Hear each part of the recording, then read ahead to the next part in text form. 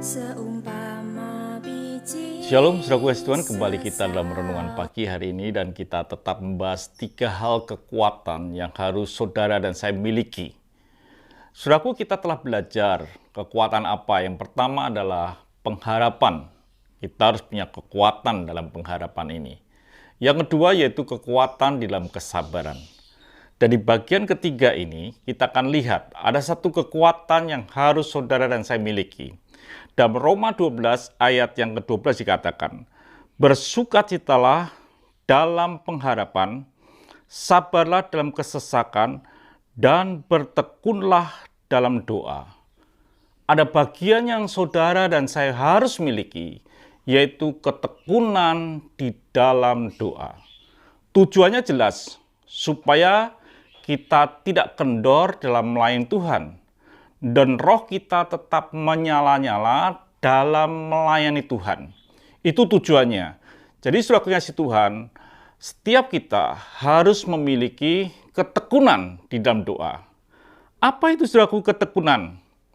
Ketekunan bukan anugerah, di mana kita diberikan secara cuma-cuma. Bukan. Ketekunan bukan karunia. Ketekunan adalah usaha dari kita sendiri, dari diri kita sendiri untuk menjadi tekun. Jadi ketekunan itu pribadi kita sendiri mau atau tidak. Kita mau tekun atau tidak. Itu ketekunan. Ketekunan itu akan membuat kita tetap di dalam posisi yang benar. Bukan posisi kalah atau posisi yang salah. Tapi tetap dalam posisi yang benar. Ayub dikatakan dalam Ayub 2 ayat yang ke-9. Ketika dia mengalami banyak hal, lalu istrinya berkata, maka berkatalah istrinya kepadanya, masih bertekunkah engkau dalam kesalehanmu, kutukilah Allahmu dan matilah. Saudaraku kasih Tuhan, ketekunan membuat kita tetap dalam posisi yang benar. Tidak menjadi kendor, tidak menjadi kabur, tapi posisi kita tetap benar, itu orang tekun. Jadi kalau orang itu berubah, maka orang itu tidak tekun.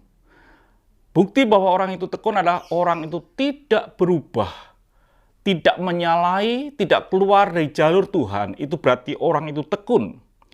Di dalam 2 Tawarikh 12 ayat 14 dikatakan, ia berbuat jahat karena tidak tekun mencari Tuhan. Kalau kita ini sampai tidak menjadi tekun, cenderung kita melakukan sesuatu yang salah di mata Tuhan. Dan itu disebut sebuah kejahatan. Jadi saudaraku yang Tuhan, ketekunan adalah usaha dari diri kita sendiri untuk mau menjadi tekun. Bukan karunia, bukan anugerah, tapi keputusan pribadi kita. Jadi saudaraku yang Tuhan, saudara mau tekun atau tidak, itu bukan orang lain, tapi pribadi kita sendiri itu yang menentukan kita menjadi tekun atau tidak. Itu saudaraku yang kasih Tuhan, biarlah saudara orang-orang yang menjadi tekun di akhir zaman ini. Tuhan memberkati.